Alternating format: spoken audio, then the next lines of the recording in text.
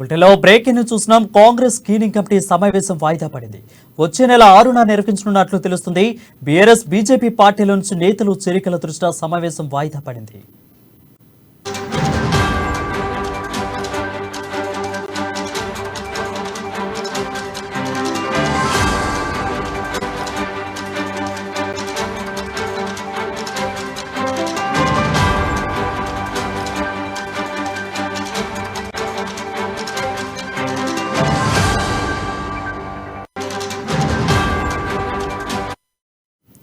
Breaking news చూస్తున్నాం. Congress screening committee సమావేశం వాయిదా పడింది.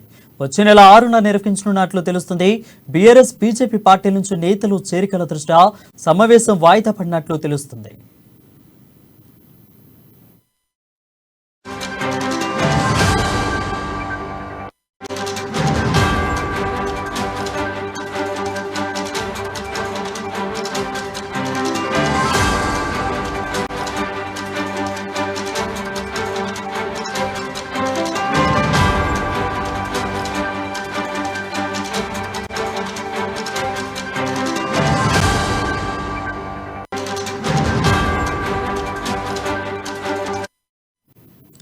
బ్రేకింగ్ న్యూస్ చూస్తున్నాం. కాంగ్రెస్ స్క్రీనింగ్ కమిటీ సమావేశం వాయిదా పడింది. వచ్చే నెల 6వ తేదీన నిర్వహించనున్నట్లు తెలుస్తుంది. బీఆర్ఎస్ బీజేపీ పార్టీల నుంచి నేతలు చేరికల దృష్ట్యా సమావేశం వాయిదా పడినట్లు తెలుస్తుంది. దీనిపై మరింత సమాచారం మా ప్రతినిధి హరీష్ అందిస్తారు. హరీష్, చెప్పండి. Thank you వరణ్. కాంగ్రెస్ పార్టీకి సంబంధించిన స్క్రీనింగ్ కమిటీ సమావేశం వాయిదా పడ్డది. ఈ నెల అక్టోబర్ 6వ తేదీన స్క్రీనింగ్ కమిటీ సమావేశం అయ్యేందుకు కూడా వీళ్ళు అంటే ప్రత్యేకంగా ఈ రోజు నిన్న రేపు సమావేశం ఉన్న నేపథ్యంలో కూడా మరికొన్ని రోజులు కూడా ఈ సమావేశానికి సంబంధించి వాయిదా వేసింది స్క్రీనింగ్ కమిటీ. ప్రత్యేకంగా ఇక్కడ బీజేపీ కావచ్చు, బీఆర్ఎస్ నుంచి కూడా నేతలు వస్తున్న క్రమంలో కూడా దీన్ని మరికొంత ఆలస్యం చేసి ఆ నేతలంతా చేరే క్రమం ఉన్న నేపథ్యంలో టికెట్ల అంశానికి సంబంధించి ఇప్పటికే స్క్రీనింగ్ కమిటీ కొనసాగుతున్న నేపథ్యంలో వాళ్లకు సంబంధించిన నియోజకవర్గాలకు సంబంధించి ఆ టికెట్లు ఆశిస్తున్న క్రమంలో కూడా దీన్ని మరికొన్ని రోజులు వాయిదా వేయడం జరిగింది. ప్రధానంగా ఏదైతే ఇప్పటికే చేరికలకు సంబంధించి ఇక్కడ పెద్ద ఎత్తున చేరికలు ఉన్న నేపథ్యంలో కూడా ఇక్కడ బీఆర్ఎస్ నుంచి బీజేపీ నుంచి నేతలు వస్తున్న పరిస్థితి, అలాగే అభ్యర్థుల ప్రకటనకు సంబంధించి ఇప్పటికే బీసీలకు సంబంధించి వాళ్ళు 34 స్థానాలను డిమాండ్ చేస్తున్న నేపథ్యం ఉన్నది. మిగతా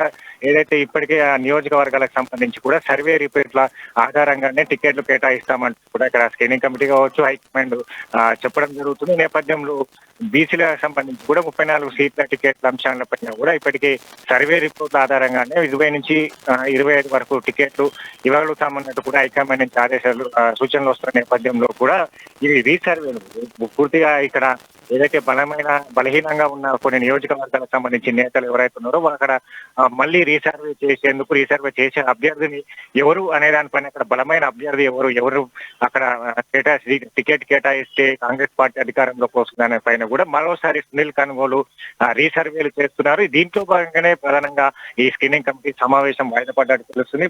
ఇప్పటికే పక్షాలు పలు దఫాలుగా కూడా స్క్రీనింగ్ కమిటీ సమావేశానికి సంబంధించి ఏదైతే ఆ దరఖాస్తు చేసుకున్న అభ్యర్థులు ఎవరైతే ఉన్నారో ఆ పూర్తి స్థాయిలో కూడా నియోజకవర్గానికి ఆ అభ్యర్థికి సంబంధించి సర్వేలు చేయడం జరిగింది. అక్కడ బలాబలాలు తెలుసుకోవడం జరిగింది.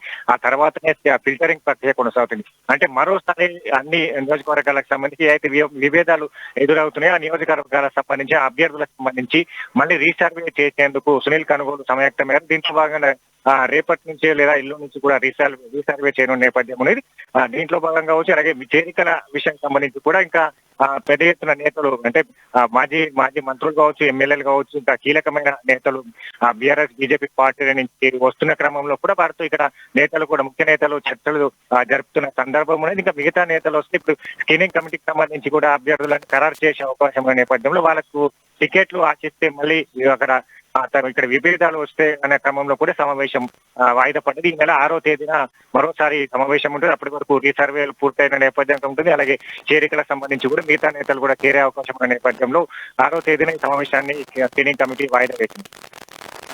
హరీష్, అన్ని అనుకున్నట్లుగా జరిగితే 6వ తారీఖున స్క్రీనింగ్ కమిటీ కానీ ఒకవేళ జరిగితే ఫస్ట్ లిస్ట్ ఎప్పుడు వచ్చే అవకాశం ఉంది? అదేవిధంగా మహిళా బిల్లు ప్రవేశపెట్టారు కాబట్టి ఇంకొంత వాయిదా పడే అవకాశాలు ఏమైనా కనిపిస్తున్నాయా? అంటే ప్రత్యేకంగా స్క్రీనింగ్ కమిటీ సమావేశానికి సంబంధించి ఇప్పటికీ ఏదైతే ఏకాభిప్రాయం కూడిన సింగిల్ నేమ్ తో ఉన్న నియోజకవర్గాలకు సంబంధించి కూడా 35 స్థానాలు ఇప్పటికే అక్కడ నివేదిక సిద్ధంగా ఉన్నది. అంటే మిగతా నియోజకవర్గాలకు సంబంధించి మొత్తంగా 70 స్థానాలకు ఎలాంటి విభేదాలని 70 స్థానాలు ఉన్నాయి. మిగతా స్థానాలకు సంబంధించి కూడా అక్కడ పోటాపోటీ అభ్యర్థులు ఉన్న నేపథ్యం ఉన్నది. అంటే దీంట్లో భాగంగా ఇక్కడ బీసీల నుంచి కూడా ఇక్కడ 34 టికెట్ల అభ్యర్థులకు సంబంధించిన స్థానిక నియోజకవర్గాలు ఆశిస్తున్న నేపథ్యం ఉన్నారు కాబట్టి ఇక్కడ మహిళలకు సంబంధించి కూడా మహిళలు అడిగిన నేపథ్యం అంటే మొత్తంగా ఇక్కడ స్క్రీనింగ్ కమిటీ సంబంధించి కూడా అభ్యర్థి ఏదైతే బలమైన అభ్యర్థి గెలిపే లక్ష్యంగా వెళ్తున్న కాంగ్రెస్ పార్టీకి ఎక్కడా కూడా తప్పు జరగకుండా అభ్యర్థుల ఎంపికనే ముందుగా టార్గెట్ గా పెట్టుకునేది. ఎవరైతే ఖచ్చితంగా గెలిచే అభ్యర్థిని నియమించేందుకు కూడా హైకమాండ్ కావచ్చు, ఇక్కడ స్క్రీనింగ్ కమిటీ ముందు నుంచి వెళ్తుంది. నేపథ్యంలో సర్వేలు కావచ్చు, ఇవన్నీ రిపోర్టు తెప్పించుకోవడం జరుగుతుంది. ఆ నియోజకవర్గానికి సంబంధించి అభ్యర్థికి సంబంధించిన సామాజిక సమీకరణలు కావచ్చు, ఆర్థిక సంబంధించిన ఎంతవరకు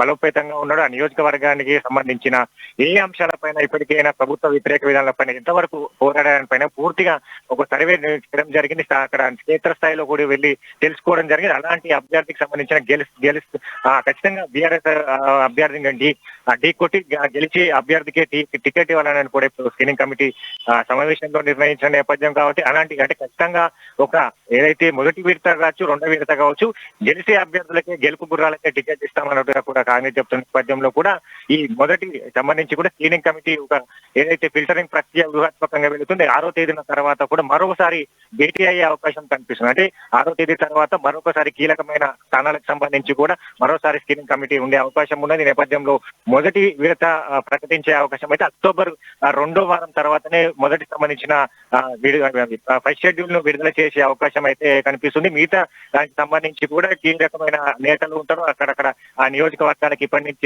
ఇప్పటికే బీఆర్ఎస్ నేతలు వస్తున్న క్రమం ఉన్నది. ఇంకా విభేదాలు అక్కడ ఉన్న కానీ ఇప్పుడు సీనియర్ నేతలకు ఇప్పుడు వచ్చే ఏదైతే ఇతర పార్టీ నుంచి వచ్చే వాళ్ళ విభేదాలు రాకుండా అభ్యర్థిని గెలిచే విధంగా కూడా వీళ్ళందరూ సహకరించే విధంగా కూడా సమావేశాలు ఏర్పాటు చేయడం జరుగుతుంది. ఇక్కడ ముఖ్య నేతలతో చెప్పించడం జరుగుతుంది. కాబట్టి ఏదైతే ఈ అభ్యర్థులు ప్రకటించే దాంట్లో అయితే అక్టోబర్ 2వ వారం తర్వాత అయితే మొదటి షెడ్యూల్ మొదటి విడతగా ప్రకటించే అవకాశం అయితే కనిపిస్తుంది. Right. Thank you, Harish, for the updates.